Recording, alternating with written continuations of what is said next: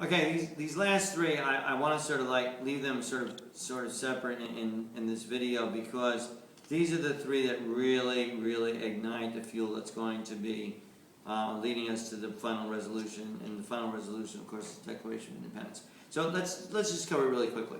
Quote, "He has excited domestic insurrections amongst us and has endeavored to bring on the inhabitants of our frontiers the merciless Indian savages whose known rule of warfare is an undistinguished destruction of all ages, sexes, and conditions." Well, this is taken to mean that rebellions were encouraged by King George as a means of distraction. Meanwhile, destruction continued to both the people and their property. Next, quote, "In every stage of these oppressions, we have petitioned for redress in the most humble terms. Our repeated petitions have been answered only by repeated injury." This is a real serious accusation, scholars. Quote, "A prince whose character is thus marked by every act which may define a tyrant is unfit to be the ruler of a free people," unquote. This is taken to mean that repeatedly the colonists asked Great Britain to correct their mistakes, specifically targeted toward King George, but also referring to Parliament as well. Instead of addressing these concerns, King George continued on his abusive track.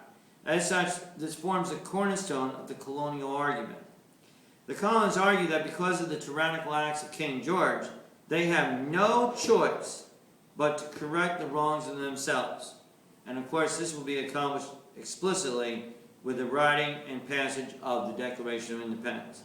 And finally, quote, "Nor have we been wanting in attention to our British brethren. We have warned them from time to time of attempts by their legislature to extend an unwarrantable jurisdiction over us.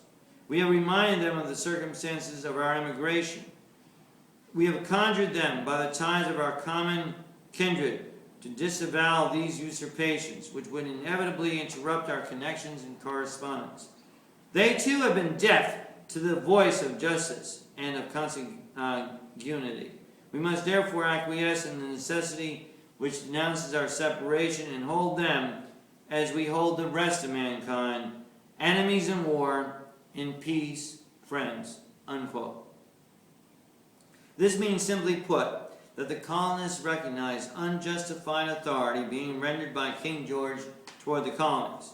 After profusely notifying King George of his abusive power and of his unjustified authority, King George continued to leave the colonists absolutely no choice.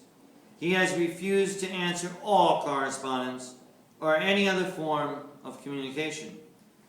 Therefore, the last straw has been broken. We have no choice but to push for the fourth and final part of the document, simply put, to declare our independence from Great Britain. Thank you very much for viewing this video. Have a nice day.